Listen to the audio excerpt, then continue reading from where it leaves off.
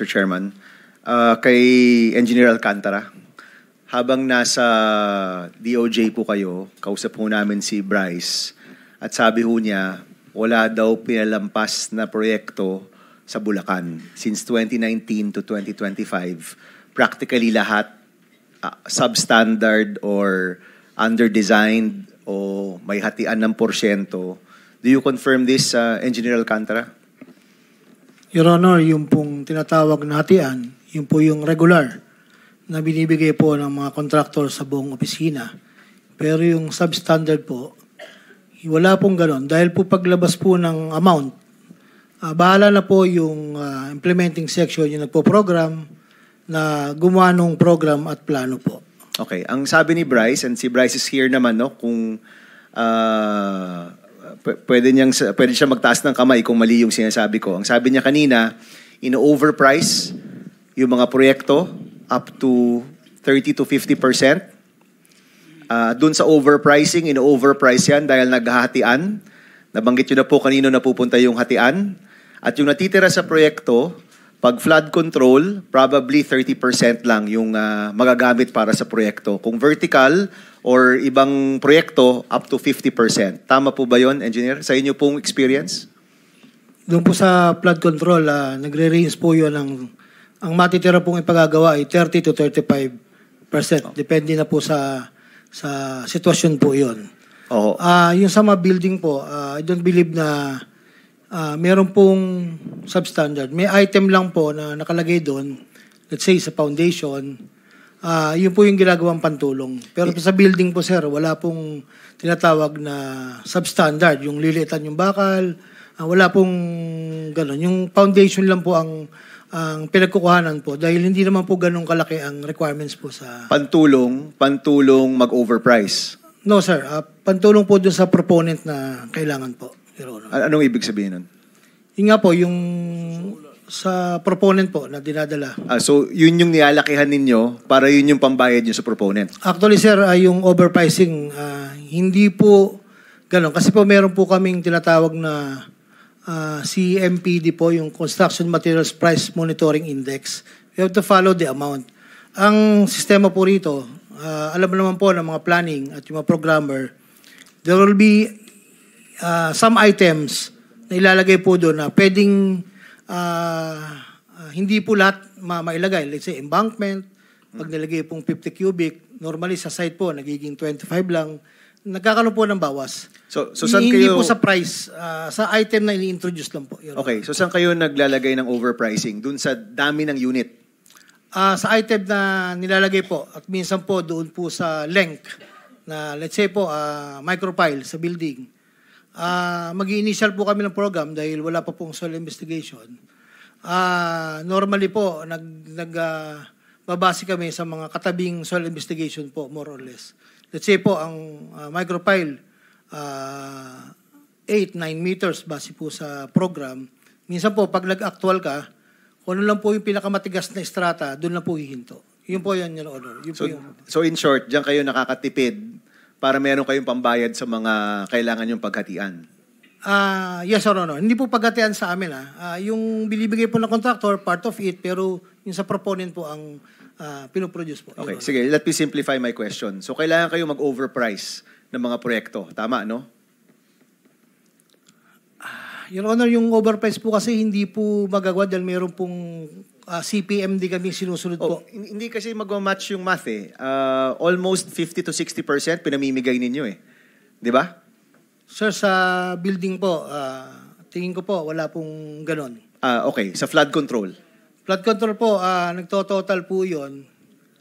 Lahat-lahat po siguro around 56. Okay, sabihin mo ng 50%. So 50%, binibigay nyo sa mga pinaghahati-hatian ng mga individual, yes, proponent, yes, and so on and so forth. No? Yes, so may natitira kang 50%. So magagawa mo yung proyekto, gawa nung 50% ang titira. So 50% overpriced yung proyekto. Kasi magkano talaga yung cost ng project? Actually, Your Honor, yung sa overprice po, ito po papaliwanag ko. Sige. Item of works po. Meron po kaming item of work. Let's say, concrete, embankment, meron po kami sa flood control na tinatawag na nagpumatandaan yung bato. Kailangan mo pag nagkaroon ng slope, Meron pong mga racks sa loob yan. Normally po, ang nalalagay, normal na bato. embankment lang po. Yun po yung difference ng costing, medyo malaki po yun. So yun nga. So diyan kayo nakakakuha ng pera, in short, di ba? Yes, Your Honor. Okay. So, kunyari, 100 million yung proyekto, built-in na kasi na paghahatian yan, di ba? Yung 50% yan kung flood control. Yes, So sir. the actual project cost is really half lang talaga nung nakalagay sa GAA o nakalagay sa NEP. Yes, Your Honor. Okay. Kasi ang punto ko lang, pagdating ng budget ng DPWH, ang hihingin sa atin, I think ngayon 600 billion.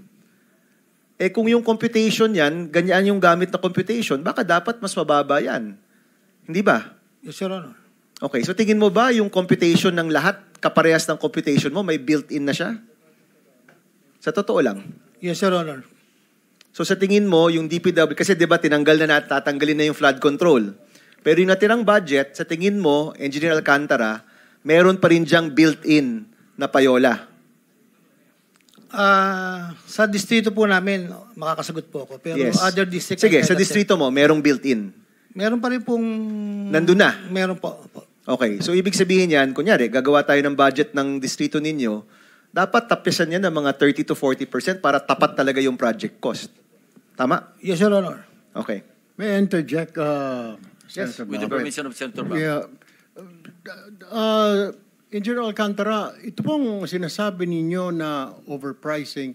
So, every year po ito meron na talagang binobloat na ho ninyo yung cost po ng project every year. So, parang asahan na po na may kikitain po kayo every year. Sir, yung pong pag-propose, un-identify pa po yun Exactly. kung gaano magagawa. Opo. Kaya nga pa nag-propose ka nga ng project kayo, lalo sa inyo sa distrito nyo, meron na alam na ninyo nakikita kayo. Alam na po, yes, Your Honor. Alam nyo na rin kung magkano? Yes, Your Honor. Na ilang percent? Yun nga po, ang natitira pong sa project ay 30 to 35% po yung Senator dapat Erwin, gawin. You're limited to one question, follow-up question. That's all. Limited yung time That's all, natin. Senator Bam, Thank you. please continue. So, malinaw po na, syempre po, ito kasi in aid of legislation, di ba? At Yes, Your ang Honor. pinakamalaking legislation, yung budget. So, gusto po namin itong malaman para pagdating ng panahon ng DPWH budget sa October 20, mapag-uusapan ng masinsinan kung magkano ba talaga yung dapat gamitin sa mga proyekto. Okay. Engineer Alcantara, yung proseso ng pagpili ng mga proyekto, okay? Kayo po ba yung nagde-decide ano yung mga project na gagawin sa inyong distrito? Your Honor, ganito po, pag kailangan po ng listing, inaas ko po yung mga implementing section. Ano yung, kasi po sa distrito po, meron po kaming database. Kumbaga po, yung isang ilog, meron po kaming straight line. Ito po yung gawa na, ito yung hindi. So pag may nanghingi po sa akin ng listing, inaas ko po yung mga hepe, just give me, let's say, 1 billion. Sila na po ang nakakaalam nung actual na kulang sa site. Hindi na po ako. Yun po ay galing sa mga tauhan po ninyo o Yes, Your galing Honor. yan sa Local Development Council, RDC, mayors, governors? No, Your Honor, sa office lang po. Okay. Kasi alam nyo po, engineer, araw-araw po dito, napakaraming tao. Napakarami pong kapitan, mayor, governor, umiikot po dito, nagsasubmit ng mga proyekto. Ang tanong namin, bakit hindi kayo mag-submit sa DPWH directly? Kasi ganun po yun, di ba? Dapat po kinakalap nyo yan. Tama po ba? Ano bang proseso? Kunyari, kung mayor ako, kailangan ko ng bagong evacuation center. Hindi ho dapat pumunta sa DPWH po yan? O yung Local Development Council nila dapat mag-submit po sa inyo?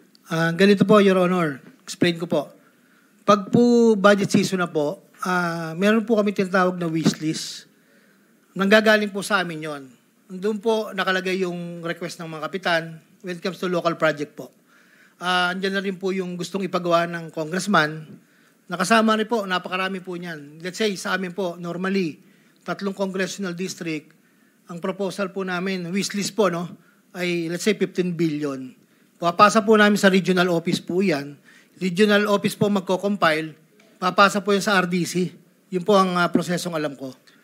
Doon po sa RDC. Yan po yung sa NEP, sir. Yung pinag-usapan po Yes. natin sa NEP. So yung RDC, galing yan sa iba-ibang grupo. Yes, Kapitan, iba-ibang mayor, district. governor, kahit private citizen, pwede yan magsulat sa inyo, di ba? Yes, sir. Mag-request po. Okay. Usually, anong porsyento yung nagagrant na galing sa regular na mamamayan o mayor at anong porsyento yung sa congressman at senador? Usually kung congressman at senador, approve ka agad yan. Tama, di ba? Your Honor, O hindi rin? Hindi po. Yung pagpili po sa wishlist, hindi na po namin control. Doon po pumapasok yung sinasabi po ng ating buting secretary na pag naando na po, may mga priority po doon base po sa category or sa ruling po ng department. Hindi na po kami yung nagde-decide doon, Your Honor. Secretary Bonoan, tumutungo po kayo. Sino pong nagde-decide dun sa mga proyekto pong yan? Your Honor, the procedure is actually pupunta po sa RDC yan. Then the RDC will submit already yung regional RDP, Regional Development Projects menu. Nandoon na po. So, halimbawa po yung allocation for a legislative district is 1 billion. In the process po, we have categorized it na 70% of that should be devoted to the core program of the department. It is either national roads or flood control. National roads or flood control lang po. The 30% is for local infrastructure po. So sinama natin sa national program yung flood control pala.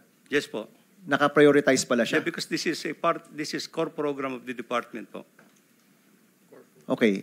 So lahat ng yan, Engineer Alcantara, lahat yan may porsyentuhan na yan. Pag nagbuo na kayo ng kung magkano gagamitin, magkano yung kailangan, naka-built-in na dyan yung hatian. Sir, yung sa depo kasi, yun po yung regular na pinapasa, hindi pa po determine doon. Depende po sa pagpo-program, Your Honor. Okay. So I only have a few seconds left. No? So may isang kapitan, kailangan niya ng bagong evacuation center. Magsasubmit siya, papasok sa RDC, magde-decide yung ahensya. Tama? Secretary, no?